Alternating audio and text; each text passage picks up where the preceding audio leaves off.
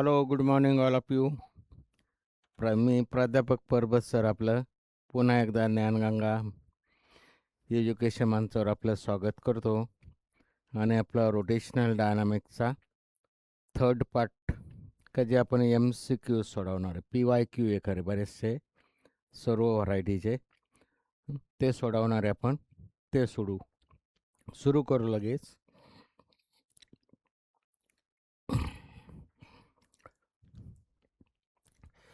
Rotational dynamics question थोडे carefully वाचायचे. Theory concept जर क्लिअर असेल तर आपल्याला पटापट उत्तरं सुटतील. The MI of uniform disc आहे. डायमीटरच्या करस्पॉन्डिंग MI दिलेला आहे. The its MI about an axis perpendicular to the plane and passing through a point on a rim. Question carefully वाचला.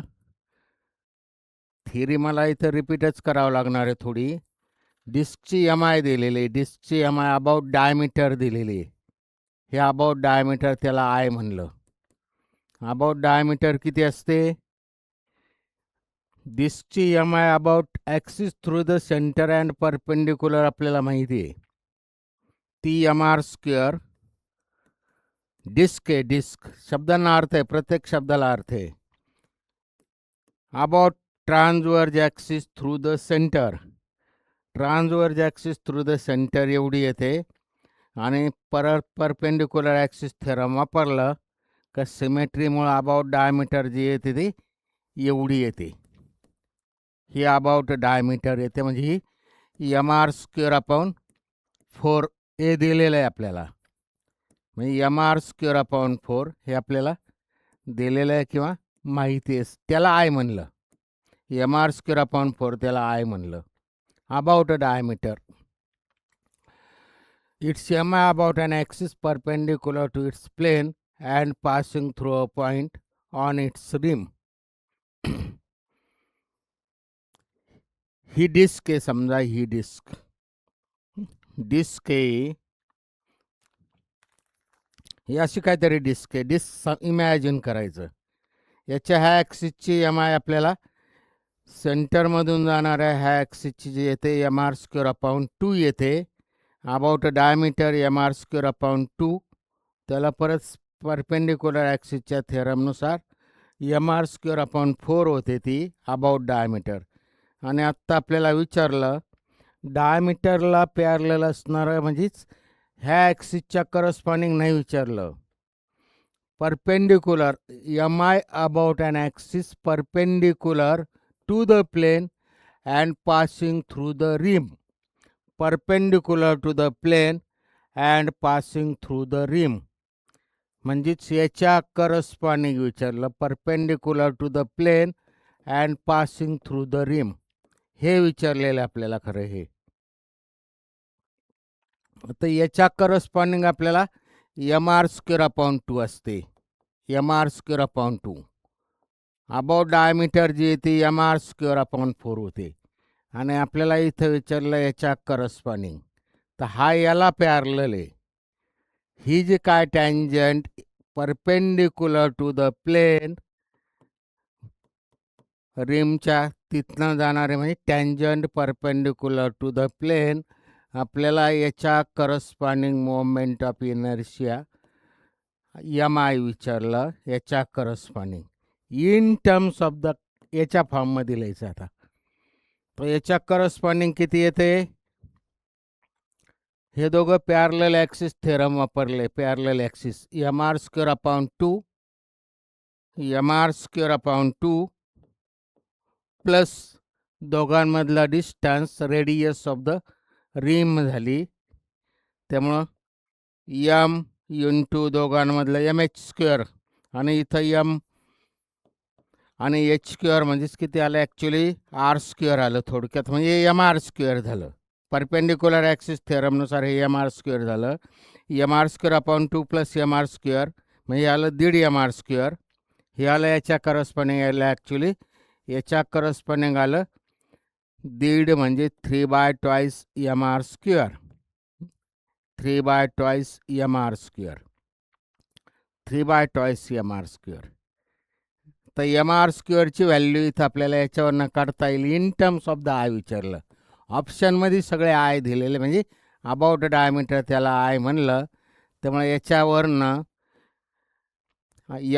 आय जे काय विचारलं IT इज इक्वल टू 3/2 आणि mr²ची value आली 4i आली.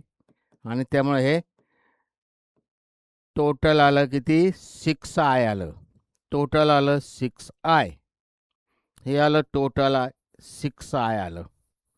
हे आलं त्याचं this is the answer. C is the answer. 6i आलं. डायमीटरचं हे असतं. सेंट्रलमधून transverse axis through the centre ही असते. त्याला पॅरलल हे जे काय टँजंट आहे perpendicular to the plane and rim ती ही झाली. आणि मग ह्याच्या करस्पॉन्डिंग जे आलं ते एवढं आलं पॅरलल ॲक्सिस थेरम वापरून. आणि मग ते फक्त in terms of the I 6i झालं. ठीक आहे. इन वर्टिकल सर्क्युलर मोशन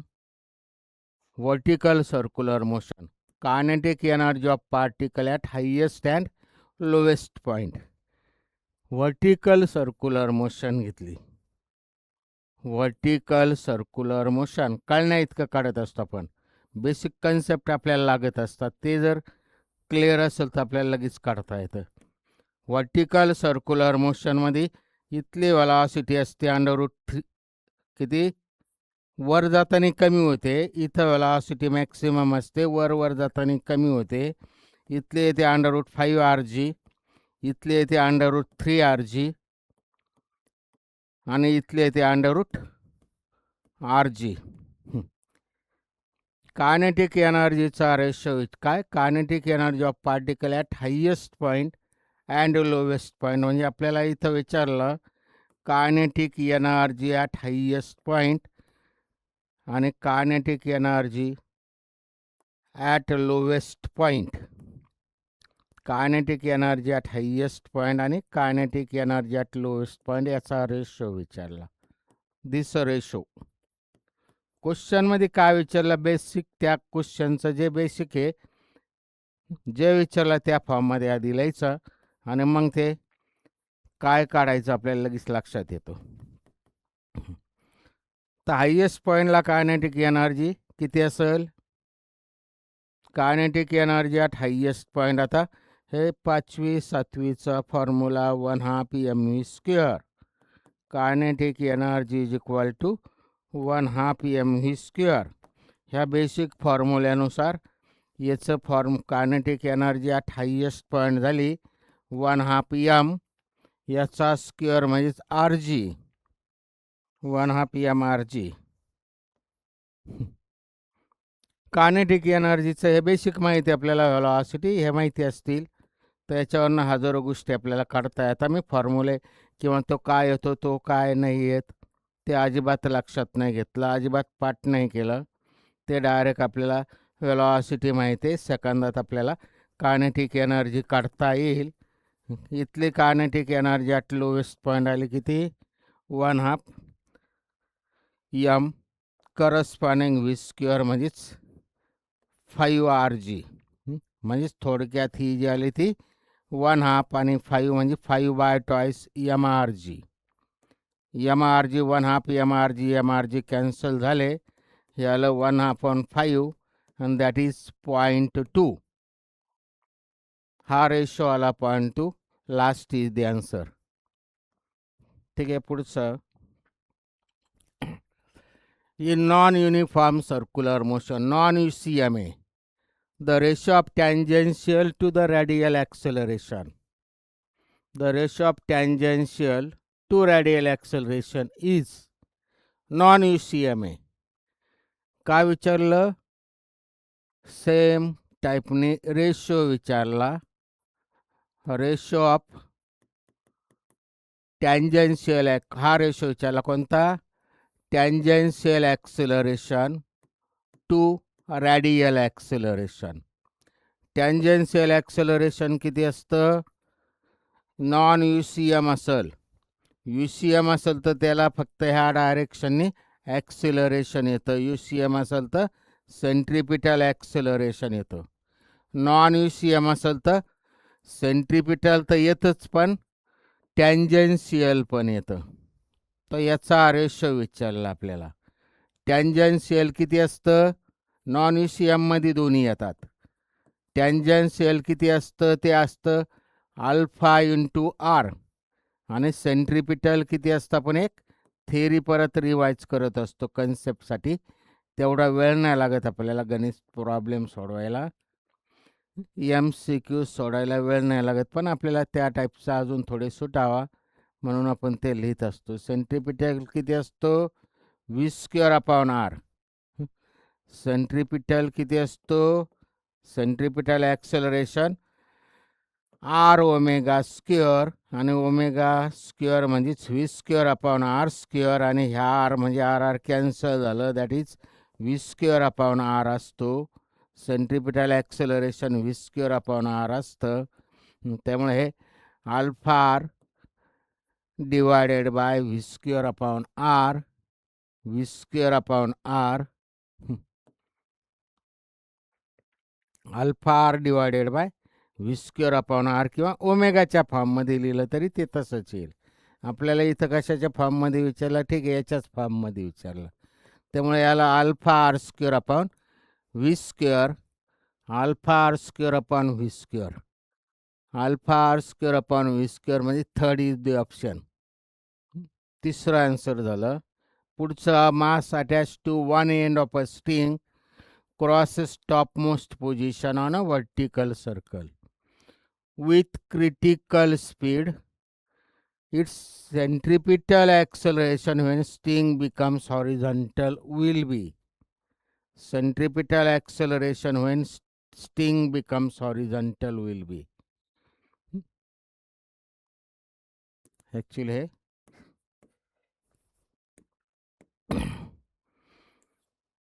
काय दिलेलं इथं? वर्टिकल सर्क्युलर मोशनच्या संदर्भात काहीतरी आहे. Mass attach to one end of the string and crosses the topmost point on a vertical circle with critical speed. Its centripetal acceleration when string becomes horizontal. म्हणजे एका टोकाला काहीतरी दगड बांधला आणि वर्ल्ड केलं. कसं? वर्टिकल सर्कलमध्ये. वर्टिकल सर्कलमध्ये फिरवलं त्याला. तर इथं तिथं विचारलं काय? Centripetal acceleration when string becomes horizontal. String horizontal होईल त्यावेळेचं सेंट्रिपिटल ॲक्सेलरेशन. तर इथलं सेंट्रिपिटल ॲक्सेलरेशन किती असतं आत्ता पाहिलं आपण. सेंट्रिपिटल ॲक्सेलरेशन असतं ते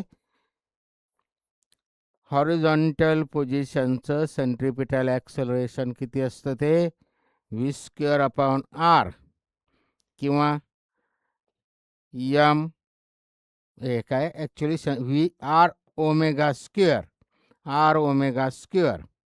आपल्याला इथं हे लागणार आहे V²/R. आता आपल्याला काय दिलेलं आहे इथं?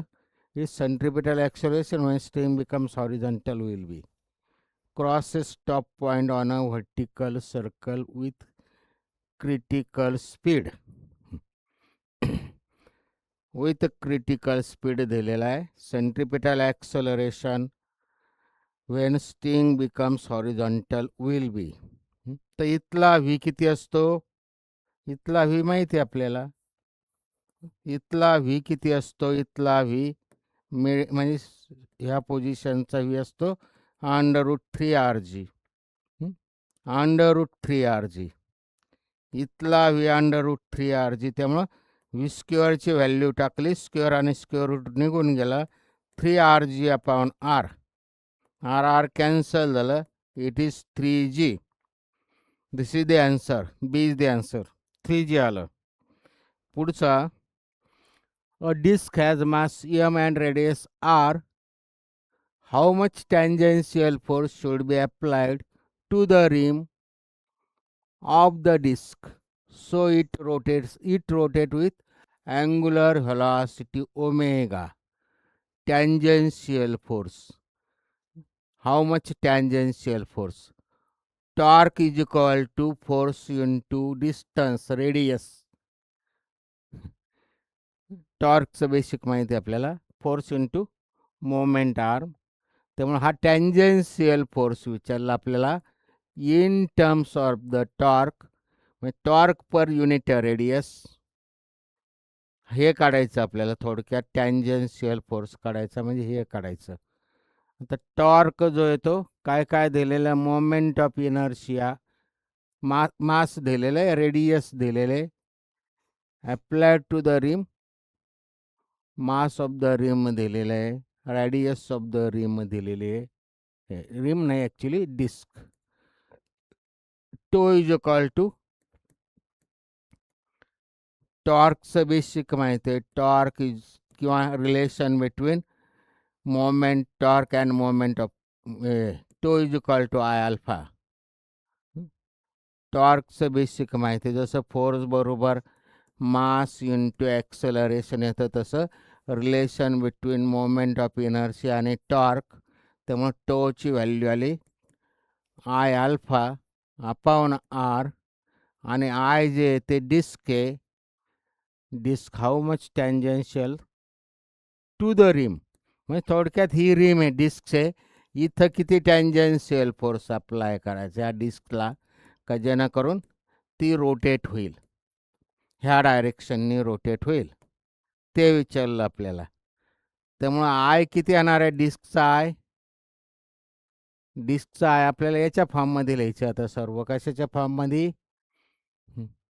एम आर ओमेगा आय म्हणजे चालं डिस्कचा एम आय आला, डिस्क अशी रोटेट होते म्हणजे ह्या ॲक्सिस भोवती रोटेट होणार, त्यामुळे त्याला M R square upon 2, M R square upon 2 R, तसंच इंटू अल्फा जे आलं, अल्फा, अल्फा म्हणजे ते अँग्युलर ॲक्सेलरेशन काय येईल ते, angular velocity per unit time. Alpha जो येणार आहे तो alpha tau is equal to I alpha, आपल्यासाठी लिहून ठेवतो मी आय अल्फा, आणि अल्फा जो येतो, अल्फा जो येणार आहे angular velocity divided by T, म्हणजे ओमेगा डिवायडेड बाय टी. त्यामुळे एक एक आर कॅन्सल झाला, ह्याला M R omega upon 2t, M R omega upon 2t शिल्लक राहिलं हे M R omega upon 2 into T, आणि this is the answer. P Y Qs आहे, क्वालिटीचे क्वेश्चन आहे आपण, त्यामुळे थोडं लक्षात घ्यायचं. A balanced answer spin about a vertical axis at 1.5 radian per second. त्याचा अँग्युलर स्पीड दिलेला आहे, ॲक्च्युली हा ओमेगा दिलेला आहे, ओमेगा 1 म्हणा पाहिजे तर, with arms outstretched, with the arms folded, when arms are folded, the moment of inertia mi of the same of the काय जे आहे same axis of rotation changes by 25%. The new frequency of rotation is, new frequency of rotation is. बऱ्याच पद्धतीने सुटतात हे problem, आपल्याला फक्त एक सिम्पलेस्ट आणि कमीत कमी स्टेपमध्ये सोडवण्याचा प्रयत्न करू आपण. काय विचारलेलं actually, the new frequency of rotation, ही आधीची frequency, new frequency of rotation omega 2 upon omega 1, omega 2 upon omega 1. ह्याला ओमेगा 1 म्हणण्यापेक्षा मी काय म्हणतो, हा ओमेगा 1 म्हणण्यापेक्षा, म्हणण्याऐवजी काय म्हणतो, आर्म्स आउटस्ट्रेस्ड आणि arms folded, arms folded, outstretched upon arms folded. हे आपल्याला याच्यापैकी हे ओमेगा एफ काढायचं आहे, omega F, the new frequency of rotation, म्हणजे ओमेगा एफ काढायचं पाहिजे तर ओमेगा एफ वरती घेतो मी, ओमेगा एफ पुढं काय रिलेशन येईल त्यानुसार डिवायडेड बाय ओमेगा ओ माहिती आपल्याला हे काढायचं. आता बेसिकनुसार काय थोडं बेसिक लक्षात घ्यायचं. आर्म्स जर जवळ असतील, काल पाहिलं आपण, आर्म्स जवळ असतील तर काय होणार आहे, आर्म्स जर जवळ असतील, बॅले डान्सरचं पाहिलं आपण याच्या आधी थेअरीमध्ये, मास क्लोज झालं म्हणजे के लेस झाला, के लेस झाला, आय लेस झाला, ओमेगा काय झाला, मोर झाला. बेसिक जे mass is close to the axis of rotation, radius of gyration जे ते स्मॉल झालं, मोमेंट ऑफ इनर्शिया स्मॉल म्हणजेच लेस झाली, मोमेंट ऑफ इनर्शिया लेस झाली म्हणजेच अपोजिशन काय झालं, अपोजिशन कमी झालं. रोटेशनल मोशनला अपोजिशन कमी झालं, अपोजिशन कमी झालं म्हणजे अँग्युलर व्हेलॉसिटी वाढली, म्हणजे I actually inversely proportional to the omega, moment of inertia inversely proportional to omega, ह्या बेसिकनुसार येतं. किंवा L is equal to I omega is equal to constant, म्हणजेच L I is inversely proportional to omega हे अनेक पद्धतीने काढता येतं आपल्याला. तर आपल्याला इथं एवढंच लक्षात घ्यायचं, तर कोणता हे जे काय दिलेलं चेंजेस 25%, हा जो काय 25% चेंज होणार आहे.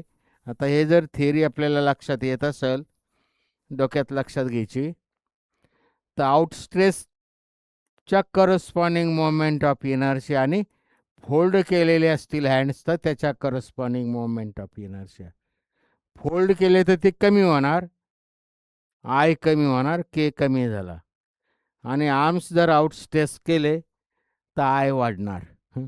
त्यामुळं फोल्ड केलेली जी आहे ती मी वरती घेतो पाहिजे तर कमी होणार का वाढणार, आपल्याला ते चेक करतो आपण.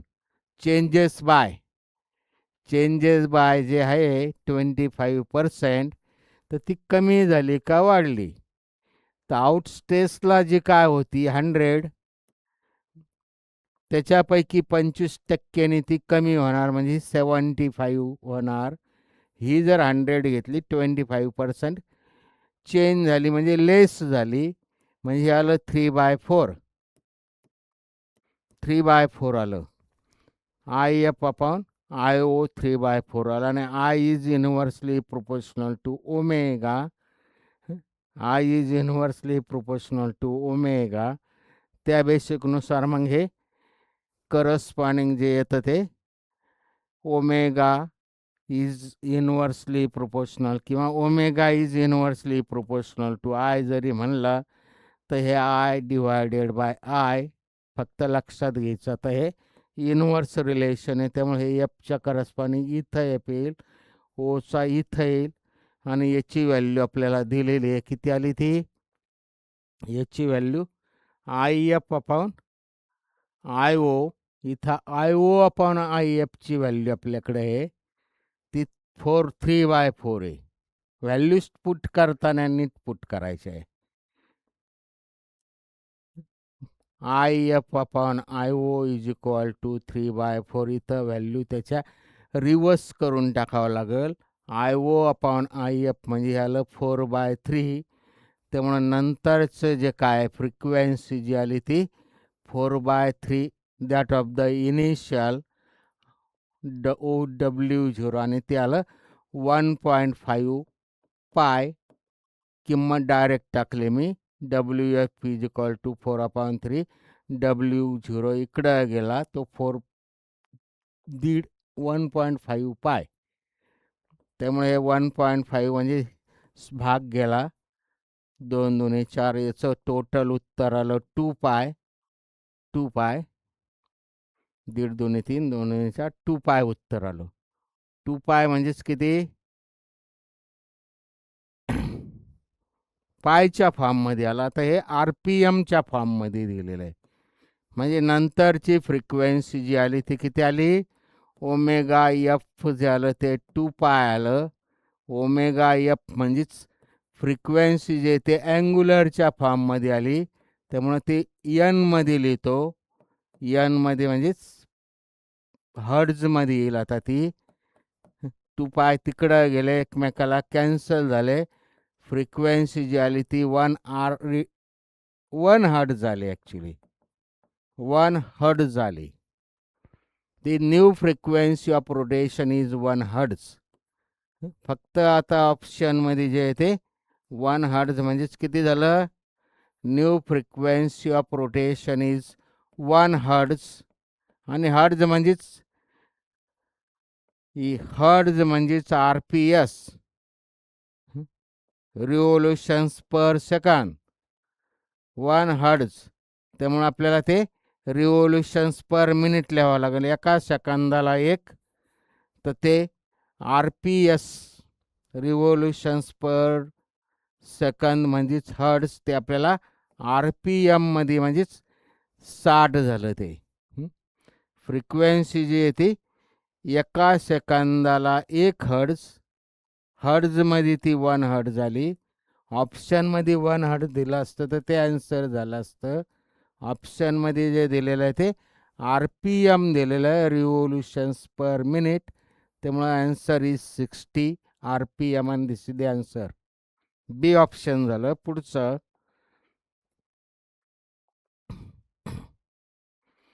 A stone of mass 1 kg tied to a string 2 meter long and is rotated at constant speed. Speed दिलेला आहे 40 meter per second in vertical circle. The ratio of the tension at the top and at the bottom. Ratio of the tension at the top and at the bottom. हे पुढचं 8 नंबरचं basic तेच. Basic theory आलं का आपल्याला सेकंदात पाहिजे तसा फॉर्म्युला कन्वर्ट करता येतो. इथलं टेन्शन ॲट द बॉटम किती असतं? इथलं टेन्शन आणि इथलं टेन्शन ॲट द टॉप म्हणजे highest and tension at the lowest position हे असतं mv²/r प्लस mg. आणि इथलं जे असतं ते mv²/r minus mg. Tension at this point, tension at the highest point आणि tension at the lowest point. Bottoms आणि हायेस्ट पॉईंटचं टेन्शन, वर्टिकल सर्क्युलर मोशनचं बेसिक. तर इथं काय विचारलं? Ratio of. रेशो कोणता विचारला? Top to bottom. टॉपचं to bottom. Top to bottom म्हणजेच इथं पाहिजे तर हे टॉप टू बॉटम म्हणजेच tension at the top, highest आपण जे काय वर्डिंग वापरलं, to the tension off the lowest, हा रेशो विचारला. Top to bottom. तोंडी गणित झालं बरं का. आता हे तोंडी झालं कॅल्क्युलेशन. एम बाहेर निघाला कॅन्सल झाला, एम बाहेर निघाला कॅन्सल झाला. हे डिवायडेड बाय हे राहिला v²/r, v²/r minus g plus g. इथला व्ही किती असतो त्याची गरज नाही, व्ही डायरेक्ट दिलेला आपल्याला, व्ही डायरेक्ट दिलेला आहे. त्यामुळे हे सर्व जर लक्षात घेतलं, एम बाहेर निघाला कॅन्सल झाला, ते वरचं आलं v²/r मायनस g, खालचं आलं करस्पॉन्डिंग v²/r प्लस g. हे आलं एवढा ratio v²/r, v²/r minus g आणि upon divided by v²/r plus g. व्हीची व्हॅल्यू दिलेली किती? 40 मीटर पर सेकंद. त्यामुळं 40चा वर्ग वजा जीची व्हॅल्यू आपल्याला टाका म्हणलं 10 डिवायडेड बाय आर दिलेलं आहे 2. टोटल डिवायडेड बाय 40चा स्क्वेअर डिवायडेड बाय 2 प्लस 10. याचं तोंडी उत्तर आहे 4 चौक 1600 डिवायडेड बाय 2 म्हणजेच 8. 800 वजा 10 म्हणजे 790. आणि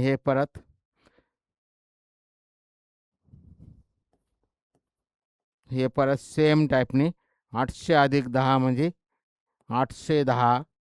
त्यामुळे याचं उत्तर आलं 79 डिवायडेड बाय 81.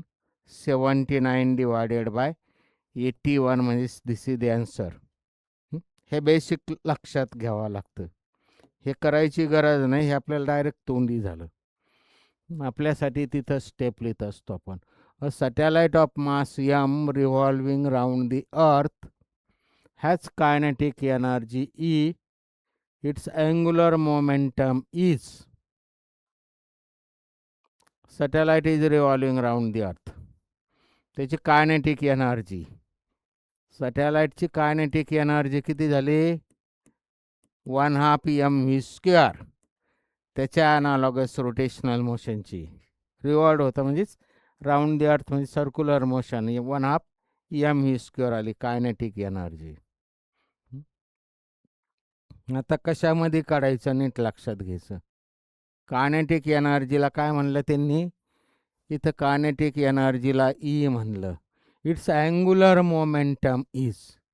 अँग्युलर मोमेंटम विचारलं म्हणजे आपल्याला यल विचारलं. यल किती? यल किती? त्यामुळे याला मी यमनी मल्टिप्लाय केलं, कन्वर्जन करतो. यमनी मल्टिप्लाय केलं, स्क्वेअरचा अर्थ यम ओमेगा स्क्वेअर. यमनी मल्टिप्लाय केलं आणि यमनी डिवाइड केलं.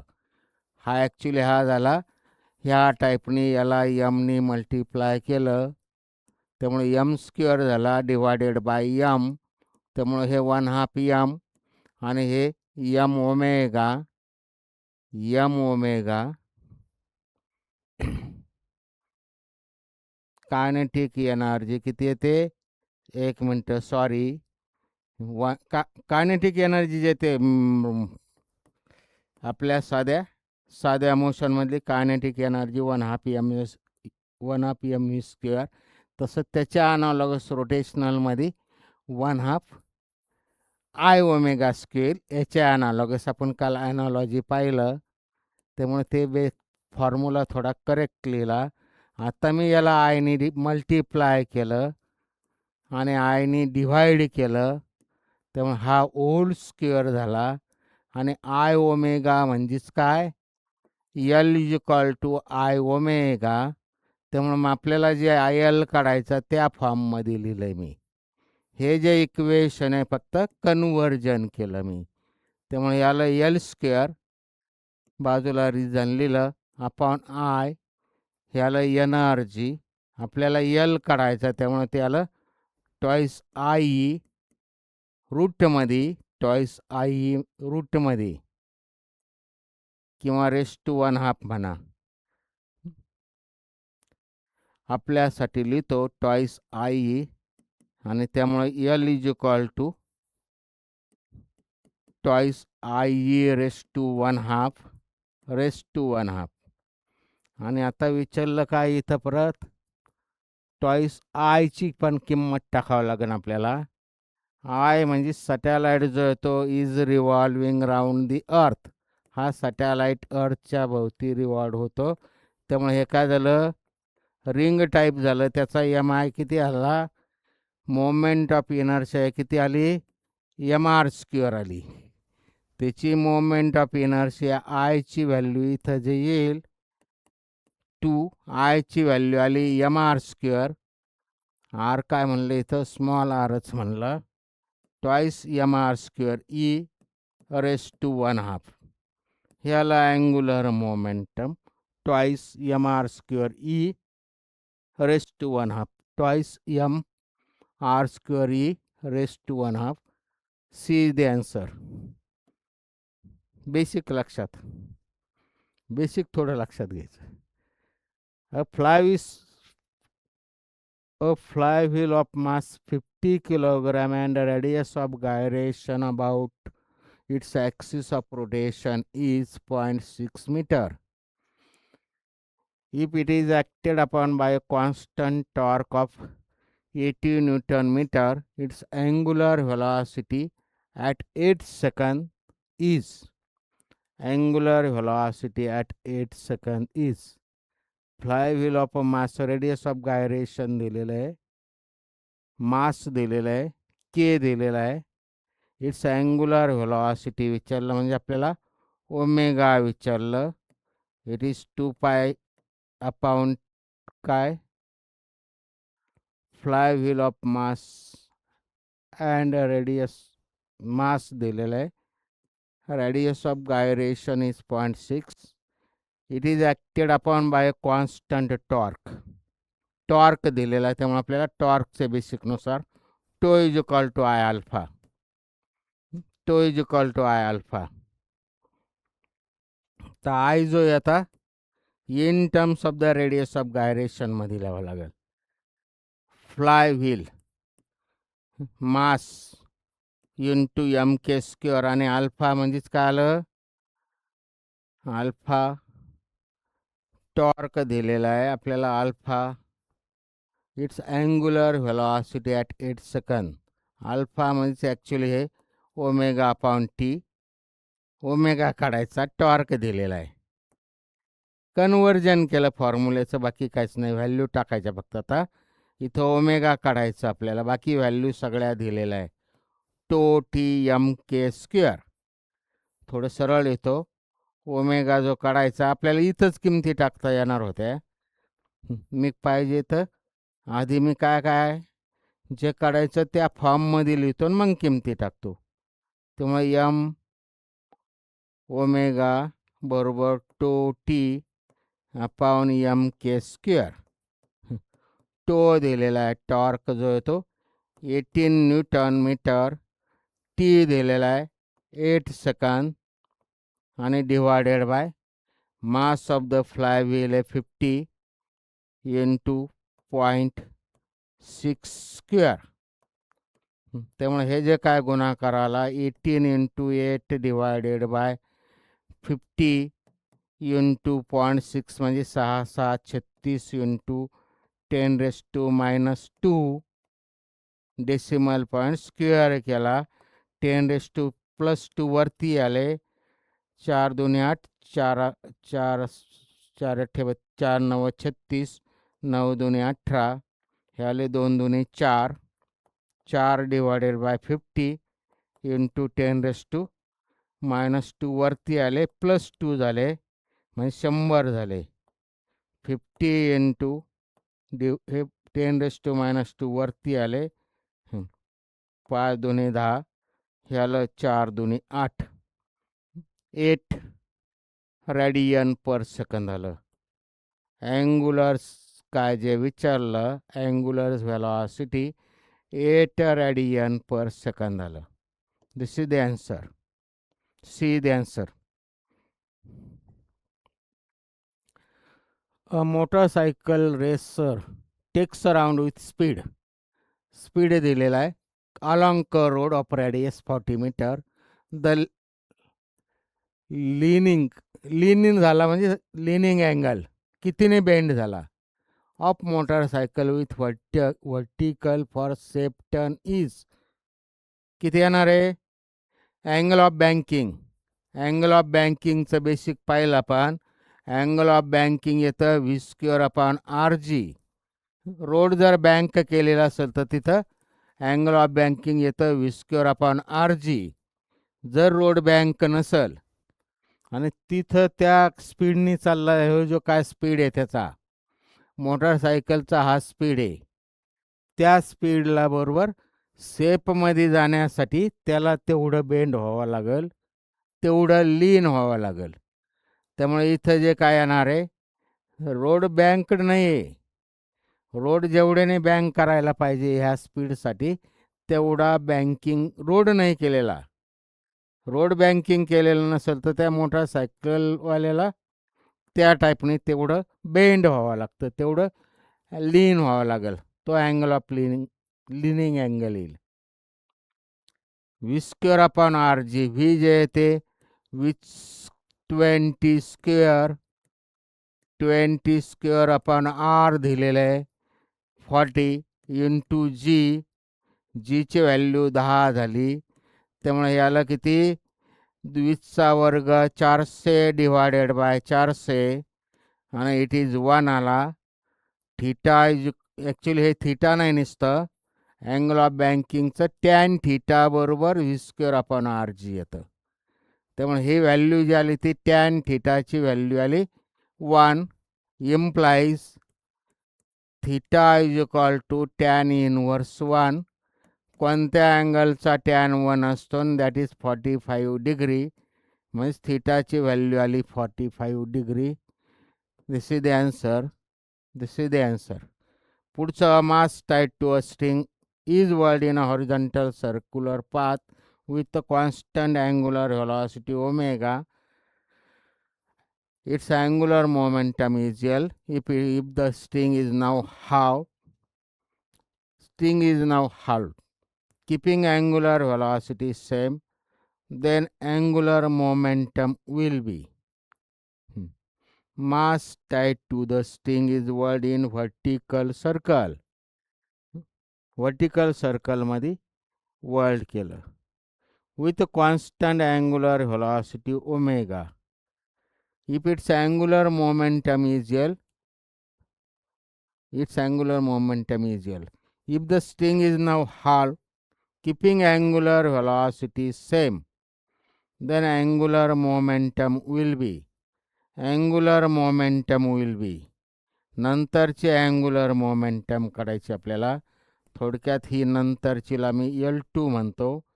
L1 जे होतं ते आपल्याला काहीतरी फॉर्ममध्ये लिहिता येईल. म्हणजे L is equal to I omega, actually I omega, आणि इट इज कॉन्स्टंट. त्यामुळे I1 omega 1 is equal to I2 omega 2 त्या बेसिकने येणार आहे. त्या बेसिकने पाहिजे तर काढा. I1 omega 1 is equal to I2 omega 2. आता आपल्याला काय केलं, it's string is now half. नंतरची स्ट्रिंग निम्मी केली. स्ट्रिंग नंतरची निम्मी केली म्हणजे काय केलं, आधीची जी स्ट्रिंग होते त्याच्या करस्पॉन्डिंग नंतरची स्ट्रिंग निम्मी केली. त्यामुळं आधीचा जो काय होता आय त्याच्यापेक्षा नंतरचा आय बदलल. आधीचा आय जो होता, mass is tied to a string and whirled in a horizontal circular path with constant angular velocity, and its angular momentum is L. L is equal to I omega if the string is now halved, keeping angular velocity same, then the angular momentum is. angular momentum म्हणजे L विचारला. I is inversely proportional to L. I is inversely L is equal to I omega. L constant नाही होणार इथं. L constant, angular momentum is L. आधीची L होती, नंतरची string half केली, त्यामुळे नंतरचे angular momentum in terms of the आधीचे आपल्याला काढावा लागेल. इन टर्म्स ऑफ द आधीचे Lच्या फॉर्ममध्ये L2 काढायचं आपल्याला. तर L is equal to I omega. त्यामुळे हे I1 omega 1 is equal to हे I2 ओमेगा 2. I1 जे येईल ते ओमेगा 1 म्हणजे इथं ओमेगा म्हणलं आपल्याला. नंतरचं ठीक आहे, I1 जे येईल ते M. आधीची जी काय स्ट्रिंग आहे, आधीची स्ट्रिंगची रेडियस एवढी आहे, MR square omega 1 with constant angular velocity. Omega constant दिलेला आहे, ओमेगा कॉन्स्टंट दिला, त्यामुळे ओमेगा 1 आणि ओमेगा 2 इथं सारखा झाला. हेअर ओमेगा 1 आणि ओमेगा 2 सारखा झाला, त्यामुळं हे एकमेकाला कॅन्सल झाले. त्यामुळे हे ॲक्च्युली आलं किती, I1 अपॉन I2 आलं, आणि I1 जे आलं ते MR स्क्वेअर आलं, आणि I2 जे आलं ते M. R जे आता काय केलं, स्ट्रिंग हाफ केले म्हणजे R जे आहे ते R/2 केलं दुसऱ्या केसमध्ये. ते R/2चा स्क्वेअर, त्यामुळे ह्याला M पण कॅन्सल झाला. त्यामुळे ह्याला actually R square upon divided bye 4. त्यामुळे ह्याला टोटल 4. नंतरची अँग्युलर मोमेंटम आधीच्याच्या किती झाली, नंतरची अँग्युलर मोमेंटम आधीच्याच्या कॅल्क्युलेशन चेक करायचे.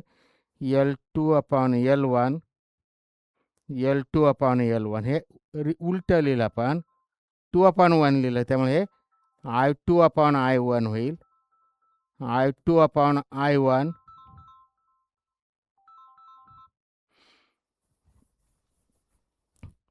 किमती फक्त प्रॉपर टाका. I2 ω2/I1 ω1 आणि ω2 कॅन्सल झाले, त्यामुळे ह्याला I2/I1 आणि I2/I1 म्हणजे आत्ताचं जे काय बेसिकनुसार जे आलं, I2 किती आला, M करस्पॉन्डिंग R जे नंतरचा तो अर्धा केला, MR² MM कॅन्सल झालं, R² कॅन्सल झालं, खाली 1/4 शिल्लक राहिलं. R² कॅन्सल झालं, इट इज 1/4 शिल्लक राहिलं. त्यामुळं नंतरची अँग्युलर मोमेंटम जी आली ती किती आली, 1/4 दॅट ऑफ द इनिशियल. ही this is the answer. L2 is equal to जे काय आलं, L2 is equal to 1/4 L1. This is the answer. L2 is equal to 1/4 L1 म्हणजे L2 is equal to L/4. पुढचं, a van is moving with a speed 108 km/h on a level road. When the coefficient of friction between the tires and road is 0.5, for the safe driving, the van minimum radius of curvature of the road shall be. काय minimum without banking रोडवर काय येतं आपलं, speed of the vehicle जो आहे काय safe speed येतो μRg, हा कोएफिशियंट ऑफ स्टॅटिक फ्रिक्शन. त्यामुळे V² आपल्याला काय विचारलं त्याच्यामध्ये फॉर्म लिहितो मी, पहिल्यांदा त्या फॉर्ममध्ये लिहितो. दी मिनिमम रेडियस ऑफ कर्वेचर, आपल्याला R विचारला, त्यामुळे याला V² सिम्प्लिफाय करतो मी. V² is equal to μRg. हे आपल्याला लिहायची गरज नसते, आपल्याला लहान लहान साध्या साध्या स्टेप लिहून द्यावा लागतात, त्याच्यातच वेळ जातो आपलं. V²/Rg एवढं नसतं, हे सगळं तोंडी असतं. V²/Rg याच्यात फक्त व्हॅल्यू टाकायची. V²/Rg, V² is equal to μRg, त्याच्यावरून आपल्याला R is equal to V²/Rg. हे आपल्याला लगेच तोंडी कळलं पाहिजे, हे क्वेश्चन वाचला का सेकंदात कळलं पाहिजे. आता हा 108 किलोमीटरचे मीटर, km/hचे, किलो म्हणजे 10⁻³ आणि आवर म्हणजे 60 × 60 म्हणजे 6 6 36, आणि याला मग किती 10/36 म्हणजे 2 पंच 2 पंच 10, 2 क 2 16 किती 18 2 36, 108 × 5/18. हे जे टोटल आलं 108, किंवा डायरेक्ट असंच ठेवतो मी 10⁻³ / 3600. त्यामुळे हे 1080/36 आणि 36 108, म्हणजे हा जो काय स्पीड आला, स्पीड जो आला तो किती आला, 30 मीटर/सेकंद आला. 108 km/h ते आपण करस्पॉन्डिंग मीटरमध्ये म्हणजे SI युनिटमध्ये कन्वर्ट केलं, त्यामुळे आलं हे 30² दिलेलं आहे. R दिलेलं आहे, कोएफिशियंट ऑफ फ्रिक्शन दिलेलं आहे 0.5, आणि रेडियस ऑफ रोड किती आहे, radius of curvature of the road विचारलं actually. R is equal to V²/μg. R is equal to काय काढायचं आपल्याला, R ची व्हॅल्यू काढायची. R is equal to V²/μg म्यूची व्हॅल्यू दिलेले 0.5 आणि जीची व्हॅल्यू आहे 10. म्यूची व्हॅल्यू दिलेली 0.5, त्यामुळे याला 30चा वर्ग 900 डिवायडेड बाय 10 आणि 0.5 म्हणजेच किती 90 डिवायडेड बाय 0.5 म्हणजेच 900 डिवायडेड बाय 5. एक घर पुढं सरकवलं, त्या टाईपने सोडवलं, किती उत्तर येईल त्याचं उत्तर जे येईल ते काढा आता. 5 एक 5, 4 उरले, 5 8 40, 180 आलं. 180 मीटर पर सेकंद, 180 मीटर आलं ॲक्च्युली. Radius of road 108. पुढचं करा. Uniform solid spare. तोंडी झालं, हे सगळं तोंडी होतं. एवढ्या स्टेपची आपल्याला अजिबातही गरज नसते. हे फक्त आपल्यासाठी हे कॅल्क्युलेशन आपल्याला येत नसतात म्हणून ते करून द्यावा लागतात.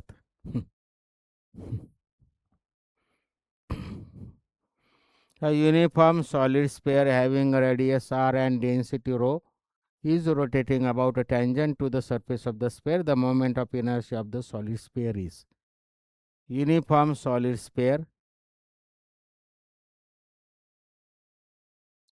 radius दिलेली, density दिलेली, rotating about a tangent to the surface of the sphere.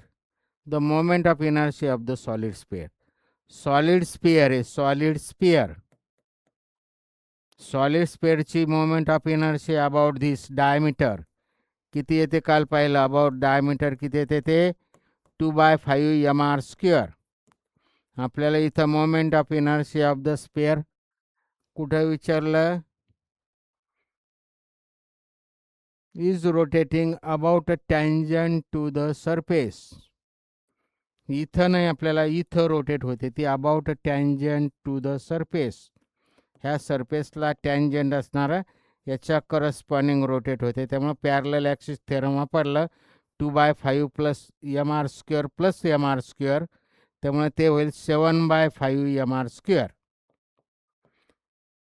हे दोघं पॅरलल झाले. 2/5 mr square plus m into r square म्हणजे 2/5 mr square plus mr square. आणि मग हे पॅरलल ॲक्सिस थेरमने हे सगळं केलं तर ते आलं 7/5 mr स्क्वेअर. म्हणजे ते केलं मी इथं. हे माहिती आपल्याला याच्या करस्पॉन्डिंग, आणि त्यामुळे टँजंटचं काढलं आपण. 2/5 mr square plus mr square म्हणजे ते आलं 7/5 mr square about a tangent. आता पुढं काय विचारलं ते फक्त कशात लिहायचं आपल्याला. The moment of inertia of the solid spare. हे फक्त आपल्याला इन टर्म्स ऑफ द, ही जी काय moment of inertia about tangent in terms of the फक्त डेन्सिटीच्या फॉर्ममध्ये लिहायची. डेन्सिटीच्या फॉर्ममध्ये. त्यामुळं मास जे आहे ते density is equal to mass upon volume, आणि त्यामुळे हे फक्त तोंडी लिहितो मी, पटापट लिहायचं. Density is equal to mass into volume, त्यामुळे याला 7/5 7 डिवायडेड बाय 5 हा आर स्क्वेअर तसाच, आणि डेन्सिटी इंटू व्हॉल्यूम, व्हॉल्यूम आलं 4/3 पाय आर क्यूब, आणि हा पुढचा आर स्क्वेअर तसाच, पुढचा आर स्क्वेअर तसाच. हे एमची व्हॅल्यू टाकली in terms of the density and volume. व्हॉल्यूमची किंमत डायरेक्ट टाकली आहे. हे 28 डिवायडेड बाय 5 किती 7×28 5×3=15 रो पाय r/5. ह्याला मोमेंट ऑफ इनर्शिया करस्पॉन्डिंग जे काय विचारलं होतं, moment of inertia about that axis 28 divided by 5 28 divided by 15 पाय row r5 r/5. 28 divided by 50 pi rho r/5. This is the answer.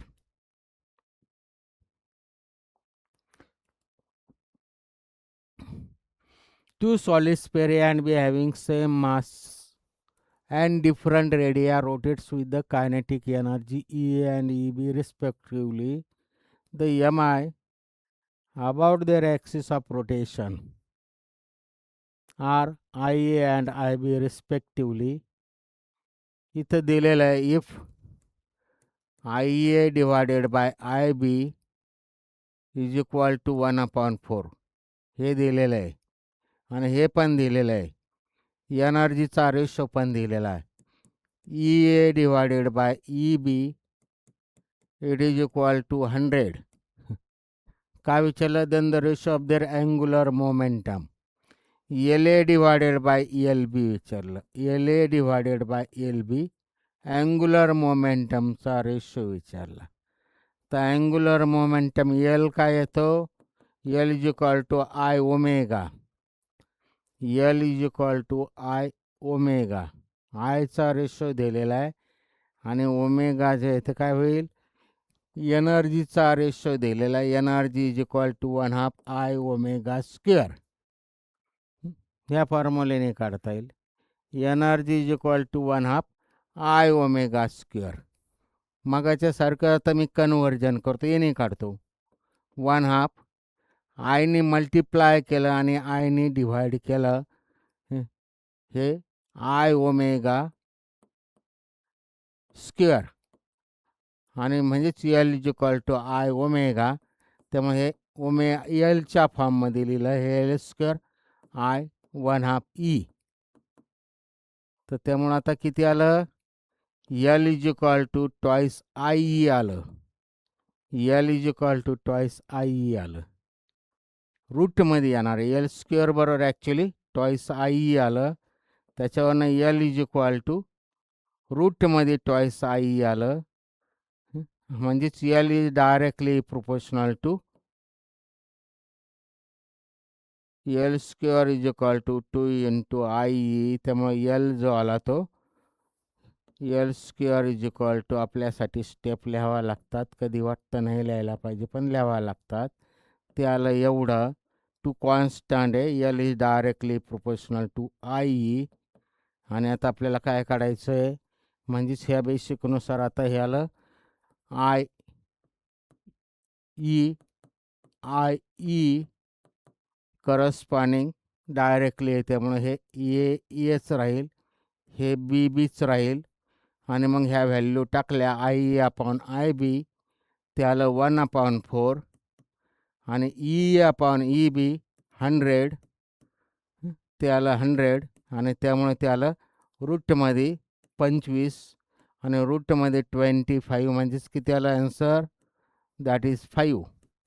रूटमध्ये 25 1/4 into 100 म्हणजेच रूटमध्ये 25 आलं and that is 5.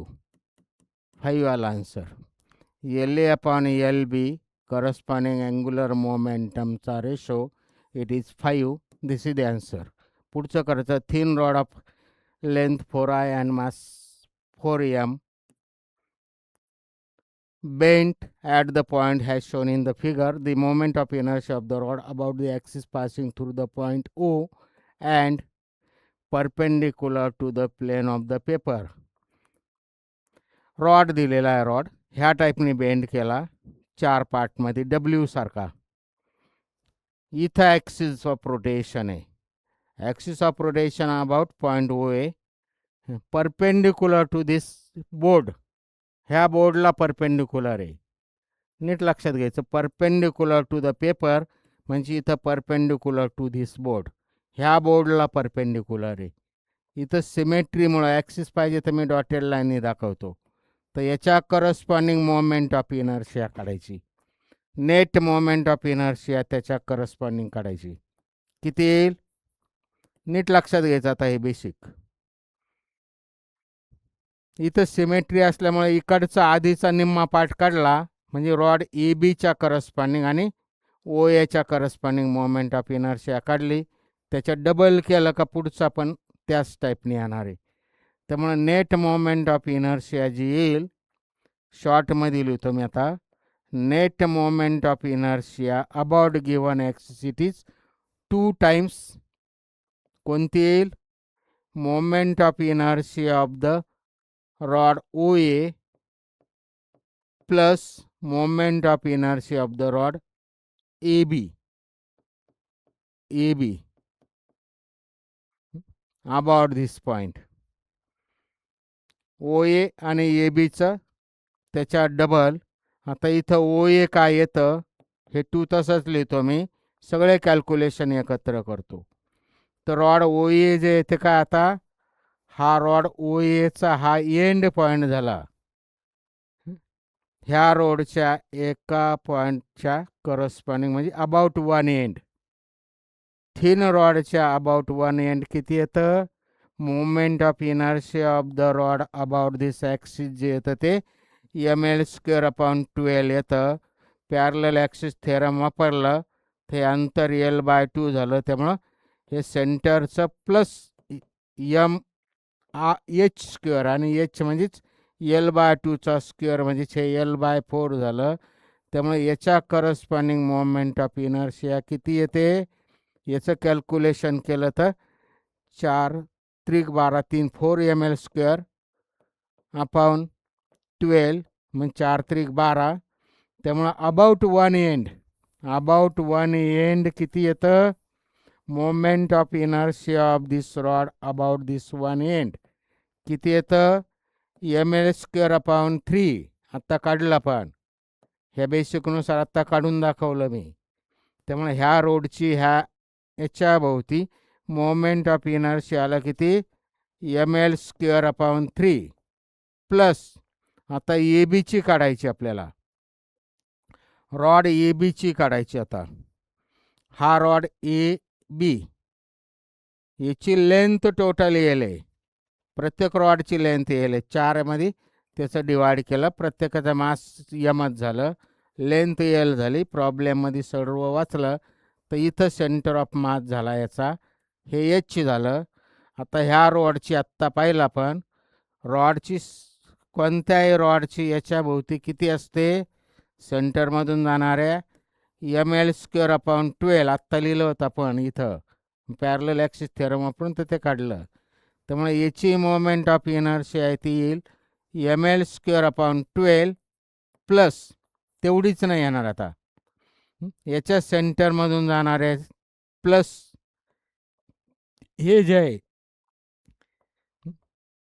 प्लस म्हणजे आपल्याला ह्या रॉडची याच्या भोवती काढायची, त्या रॉडची याच्या भोवती म्हणजे त्याच्या सेंटरमधून जाणारं mL²/2 प्लस mH² आणि हा H म्हणजेच हे ह्या रॉडची याच्या भोवती काढायची. त्यामुळे हे सेंटरमधून जाणारं प्लस mH², हे जर कॅल्क्युलेशन केलं तर ह्या रॉडची अबाउट पॉईंट O होईल. म्हणजे mL²/12 प्लस mH² आणि H काढायचा आता आपल्याला.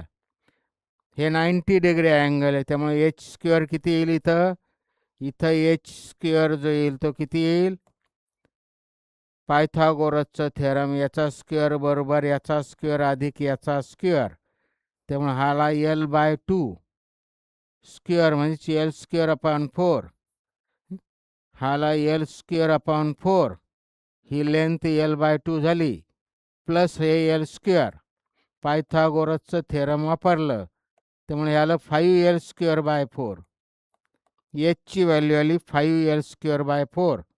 त्यामुळे हे एकत्र मी इथं लिहिलं m × 5 L²/4 म्हणजे 5 mL²/4, 5 mL²/4. Hची व्हॅल्यू टाकली, ही आली ॲक्च्युली मोमेंट ऑफ इनर्शिया. इकडं बाजूला लिहितो पाहिजे तर रॉड ABची मोमेंट ऑफ इनर्शिया आली. ह्या बेसिकनुसार Hची व्हॅल्यू इथं टाकली आणि ते इथं लिहिलं रॉड ABची मोमेंट ऑफ इनर्शिया. करस्पॉन्डिंग मी कलरमध्ये ते कॉम्बिनेशन लिहिलं.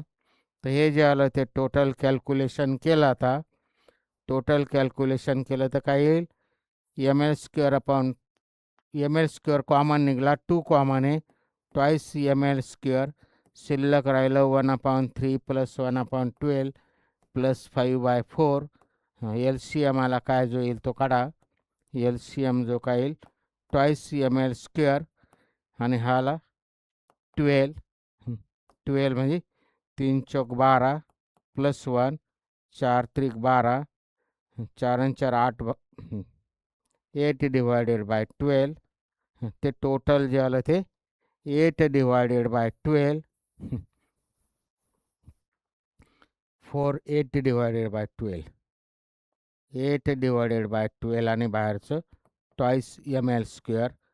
4 2 8 4 त्रिक 12 4 ml² upon 3 4 ml² upon 3 4 ml² upon 3. Check करायचं. ml² L² upon 2 plus L² 4 5/4 ml². 5/4 ml². 5/4 ml². 5/4 हे 1/12 हे 1/3 12 3 चौक 12 12 1 12 4 त्रिक 12 4 आणि 4 8 डिवायडेड बाय 12 8 डिवायडेड बाय 12 4 2 8 4 त्रिक 12 4 ml² upon 3 4 ml² upon 3 4 ml² upon 3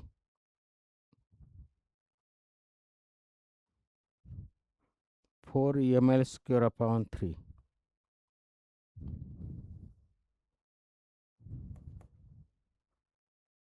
calculation check करायचे. फक्त कॅल्क्युलेशन चेक करायचे. इथं कॅल्क्युलेशन मेथड बरोबर आहे, सगळं बरोबर आहे. फक्त कॅल्क्युलेशन करा. ते जे काय येईल ते दॅट इज द आन्सर. वेळ नाही घालवत मी. कॅल्क्युलेशन चेक करा. ते मेथड बरोबर सर्व बरोबर लिहिलं. कुठेतरी फक्त एखाद्या कॅल्क्युलेशनमध्ये मिस्टेक असू शकते. वेळ नाही घालवत. आपल्याला पुढं सरकायचं आहे.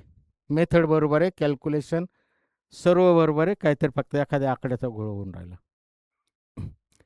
3 rods of equal length, equal masses are connected as shown. The system of rotation about such. ठीक आहे, ऐकायचं आता. The moment of inertia of this system.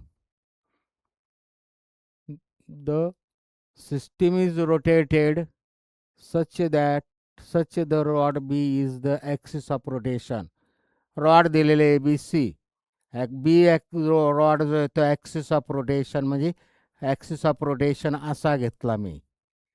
तर याच्या करस्पॉन्डिंग मोमेंट ऑफ इनर्शिया काढायची. ते किती येईल? Moment of inertia of the rod A plus moment of inertia of the rod B plus moment of inertia of the rod C. आता rod बीच्याच corresponding thin rod आहे, त्यामुळं moment of inertia of the rod B 0 झालं. Moment of inertia of the rod A किती होईल? Rod एची moment of inertia म्हणजे याच्या करस्पॉन्डिंग थिन रॉडची याच्या करस्पॉन्डिंग येते ml² अपॉन 12. त्यामुळे एची मोमेंट ऑफ इनर्शिया अबाउट हा सेंटर झाला. याच्या करस्पॉन्डिंग हा transverse axis through the centre झाला. त्यामुळे ती एच्या करस्पॉन्डिंग मोमेंट ऑफ इनर्शिया आली ml² अपॉन 12.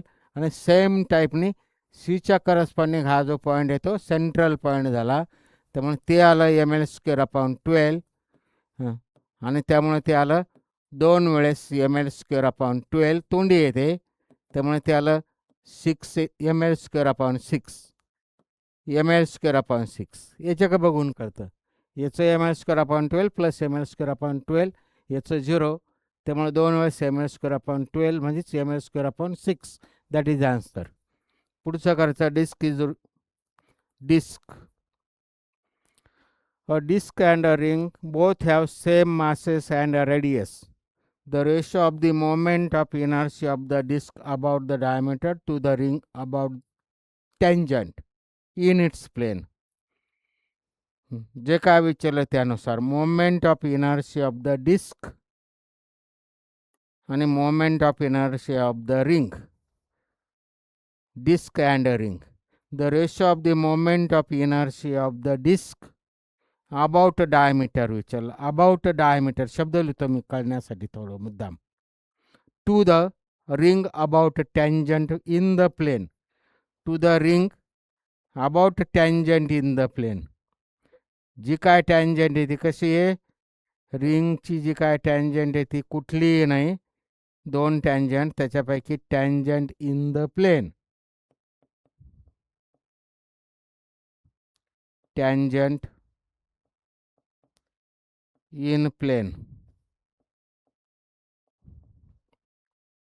हा रेशो विचारलात आपल्याला. The moment of inertia of the disk about diameter. डिस्कची moment of inertia about diameter किती येते, डिस्कचे about this transverse axis through the centre जी येते ती mr²/2 येते. पुन्हा पुन्हा मी रिपीट करतो. आणि अबाउट डायमीटर जी येते परपेंडिक्युलर ॲक्सिस थेरम वापरलं, IX आणि IY सारखे असल्यामुळं ते परत 2 खाली आले आणि त्यामुळे याच्या करस्पॉन्डिंग आली mr²/4. अबाउट डायमीटर जी येते डिस्कची mr²/4 येते.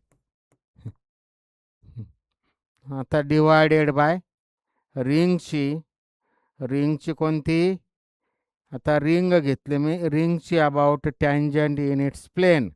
ही ring about tangent in its plane म्हणजे डायमीटरला पॅरलल. रिंगचा याच्या भोवती येतं mr², रिंगची याच्या करस्पॉन्डिंग mr² येते. अबाउट डायमीटर जे येतं, अबाउट डायमीटर येतं mr²/2 आणि त्याला परत टँजंट असेल तर mr²/2 प्लस mr² म्हणजे 3/2 mr² होईल. 3/2 mr² होईल. 3/2 mr² होईल. परत चेक करतो मी. mr² याच्या corresponding mr²/2 plus mr²/2 plus mr² म्हणजे 3/2 mr². त्यामुळे हे mr² कॅन्सल झाले. हे जे आलं टोटल 1/4 इंटू 2/3, त्यामुळे हे आलं 1/6. 1/6 आलं. दिस रेशो इज 1:6. 1:6. थर्ड आन्सर झालं, थर्ड ऑप्शन झालं सी. पुढचं करायचं. पुढचं आता नीट ऐकायचं. जे काय दिलेलं आहे स्क्वेअर दिलेलं आहे. स्क्वेअर शब्दांना अर्थ आहे PQRS, uniform thickness about and axis MI of this thin square. जो काय uniform thickness about and axis passing through the centre and perpendicular to the plane of the plate. Square plate आहे त्याच्या perpendicular पहिला दुसरा तिसरा axis दिलेला. हा पहिला ॲक्सिस, हा दुसरा ॲक्सिस, हा तिसरा ॲक्सिस, हा चौथा ॲक्सिस. आणि काय विचारलेलं आहे त्याच्या करस्पॉन्डिंग MI दिलेला I1 I2 I3 I4 respectively, which are in the plane of the plate as shown in the figure. काय विचारलं आता इथं, MI of the thin square uniformly काय जे असेल thickness axis about this passing through the center O and perpendicular to the plane. तर इथं perpendicular to the board असा ॲक्सिस घेतला आहे स्क्वेअर प्लेटला. ह्या ॲक्सिस भोवती मोमेंट ऑफ इनर्शिया किती येईल, त्या ॲक्सिस भोवतीची मोमेंट ऑफ इनर्शिया किती येईल.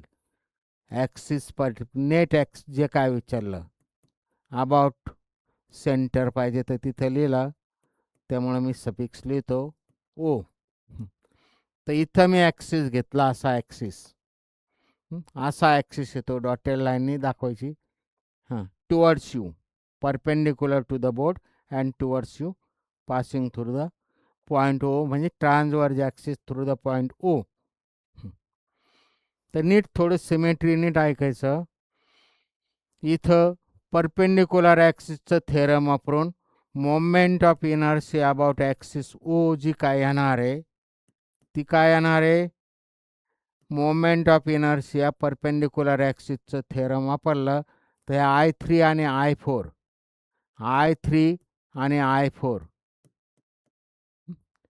हे I3 आणि I4 XY ॲक्सिस सारखे झाले परपेंडिक्युलर, आणि IO जो आहे तो Z ॲक्सिस सारखा झाला. त्यामुळं IZ is equal to IX plus IY त्या टाईपने झालं. अशी येईल. किंवा तीच परत ऑर शब्दाला अर्थ इथं ती काय येईल, राहिलेले हे सुद्धा दोन परपेंडिक्युलरच झाले.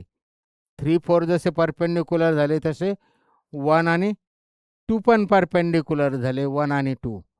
त्यामुळे 1 आणि 2च्या करस्पॉन्डिंग म्हणजे ही पण अशी येईल. आणि मग आता चांगला विचार केला